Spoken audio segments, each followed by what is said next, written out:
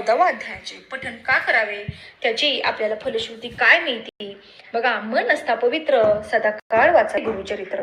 ज्यावेळेस तुमच्या जीवनात खूप असं दुःख आलं आहे, त्या दुःखातून तुम्हाला बाहेर पडण्याचा मार्ग सापडत नसेल, तर तुम्ही श्री गुरुचरित्र या ग्रंथातील 14व्या अध्यायाचं तुम्ही पठण करू शकता.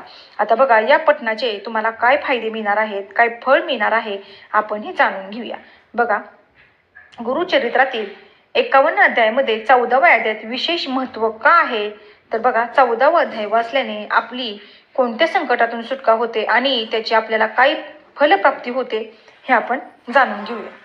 श्री गुरूंनी ही कथा श्रवण आणि पठण करणाऱ्यांना सर्व कार्य पूर्ण करण्याचे वचन दिले आहे. आपण त्यांच्या भक्तिमय अवस्थेत श्री गुरूंना पूर्ण शरण जाऊन श्री गुरुचरित्राचे श्रवण अथवा पठण केले तर आपली नक्कीच इच्छा पूर्ण होणार आहे, आत्मज्ञानाची प्राप्ती होणार आहे आणि श्री गुरूंचे आपल्याला आशीर्वाद देखील प्राप्त होणार आहेत. आता येणाऱ्या अडथळ्यांवर मात करून आणि व्यवसाय, शिक्षण, वैयक्तिक संबंधासह जीवनाच्या सर्व क्षेत्रामध्ये आपण यश मिळवू शकतो. त्यामुळे हा 14वा अध्याय खूप महत्त्वाचा आहे. बघा, याच्या नित्यनियमन पठणाने आपल्याला काय फायदे होतात हे आपण जाणून घेऊया. आपण जीवन जगत असताना आणि जीवनातील ध्येय गाठत असताना आपल्याला बऱ्याच संकटांना तोंड द्यावं लागतात. तर आपल्याला आयुष्यात अशी काही संकटे येतात की आपण ती कोणाला सांगू शकत नाही किंवा आपण कुणापुढे ती व्यक्त सुद्धा करू शकत नाहीत. आणि बघा, असं काही वेळेला काय होतं, यातून बाहेर पडताना आपल्याला खूप संकट येत राहतात. तर मग आपण ह्या संकटातून बाहेर निघताना इतका त्रास होतो की आपण सरळ स्वतःला संपवण्याचा म्हणजे आपण विनाशाकडे जातो. अशा वेळेस श्री गुरूंची आस धरावी. ज्याप्रमाणे सायनदेव गुरु स्मरणाने मृत्यूच्या संकटातून बाहेर आले, त्याच रीतीने आपणही आपल्या जीवनातील दुःखातून आपण बाहेर येऊ शकतो आणि आपल्याला मार्ग मिळू शकतो. त्यामुळे आपण श्री गुरूंना शरण जावे आणि दररोज 14व्या अध्यायाचं पठण करावं. आता बघा, हा अध्याय जर तुम्ही नित्यनेमाने पठण केला तर तुम्हाला ह्याची फलप्राप्ती काय होणार आहे, श्री गुरूंची आपल्यावर कशी कृपा होणार आहे हे आपण जाणून घेऊया. ज्या लोकांना शत्रूचे भय असते, बघा, आता बिनाकामाचे शत्रू आपले तयार होत राहतात. मग अशा लोकांना जर शत्रूचे भय असेल तर त्यांनी श्री गुरुचरित्राचा 14वा अध्याय नित्य पठण करावा. असे केल्याने काय होते बघा, शत्रुभय कसलेच उरत नाही. आपल्या शत्रूपासून आपल्याला धोका असेल तर गुरुकृपेने आपले शत्रू आपल्याला हानी पोहोचू शकत नाहीत. जरी त्यांची इच्छा असली तरी सुद्धा ते आपले काहीच वाकडे करू शकत नाहीत. जर तुम्हाला असं वाटत असेल की बाबा आपल्याला बाहेर गेल्यानंतर काही धोका आहे, काही लोकांपासून आपण सावध राहिलं पाहिजे, तर अशा लोकांनी घर सोडतानाच बघा, ज्यावेळेस आपण घराबाहेर निघतो त्यावेळेस त्यांनी 14वा अध्याय वाचन करूनच तुम्हाला घराबाहेर जायचं आहे. दत्तगुरूंना स्मरण करून त्यांना पूर्ण शरण जाऊन हा अध्याय वाचायचा आहे आणि नंतरच तुम्हाला घराबाहेर जायचं आहे.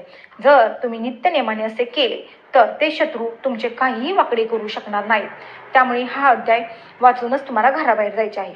त्याचबरोबर नकारात्मक विचारापासून जर तुम्हाला मुक्तता पाहिजे असेल, तुमच्या जीवनात काही अडथळे असतील, तर तुम्हाला हा 14वा अध्याय तुम्हाला वाचायचा आहे. बऱ्याच लोकांची अशी स्थिती असते बघा, सतत ते निगेटिव्ह विचार करत राहतात, त्यांना पॉझिटिव्ह असं काही दिसत नाही, सतत नकारात्मक बोलणं, नकारात्मक विचार करणं. तर जर तुमच्या बाबतीत जर असं घडत असेल तर तुम्ही 14वा अध्याय नक्की वाचा. बघा, आता जर असा विचार जर तुम्ही करत असाल तर अशा विचाराने अनेक लोकांना खूप टोकाचा निर्णय घेतलेला असतो, शेवटच्या टोकापर्यंत गेलेले असतात. पण ही वेळ येण्या अगोदरच तुम्हाला जर तसं वाटत असेल की आपल्याही बाबतीत तेच होते, सतत वाईट विचार मनात येतात, आपल्याला जीवन जगणं नकोसं झाले, तर तुम्ही हा 14वा अध्याय नक्की वाचा. तुम्ही त्यातून नक्कीच बाहेर निघणार आहेत. आता बघा, काही वेळेला काय होतं, आपलं प्रेम, नातेसंबंध, यश जर आपल्या नातेसंबंधात कटुता असेल किंवा प्रेम प्रकरणात तुम्हाला कसलंच यश मिळत नसेल तर नक्कीच गुरुचरित्रातील 14वा अध्याय नित्यनेमाने पठण करा. बघा, आपले नातेसंबंध सुधारतात, त्यात मधुरता येते आणि आपल्याला सौख्याची आणि आनंदाची प्राप्ती होते.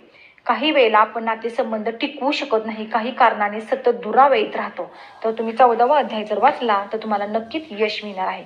त्याचबरोबर तुम्ही कोणता व्यवसाय करताय, धंदा करताय, तुम्हाला तुमच्या करिअरमध्ये प्रगती पाहिजे, व्यवसायात आणि नोकरीत जर तुम्हाला काही अडचण येत असतील, नोकरी लागत नसेल, तर 14वा अध्याय तुम्हाला वाचायचा आहे. असे जर तुम्ही केले तर तुम्हाला तुमच्या मनासारखा जॉब किंवा नोकरी किंवा तुमच्या धंद्यात तुम्हाला यश मिळणार आहे. त्याचबरोबर तुमचे बऱ्याच दिवसापासून काही कोर्टांची कायदेशीर कामे चालू आहेत, कोर्ट कचेरीची कामे चालू आहेत आणि त्यात तुम्हाला खूप दिवस झाले तरी तुम्हाला यश मिळालं नाही.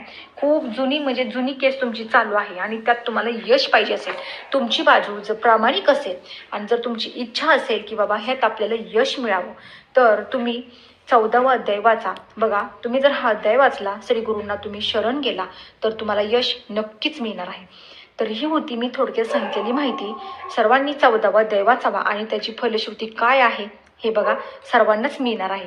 जर तुमच्या यातील काही अडचणी असतील तर तुम्ही 14वा अध्याय वाचावा, त्यात तुम्हाला यश नक्कीच मिळणार आहे.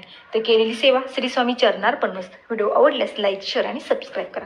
तोपर्यंत तुम्हा सर्वांना श्री स्वामी समर्थ. नमस्कार.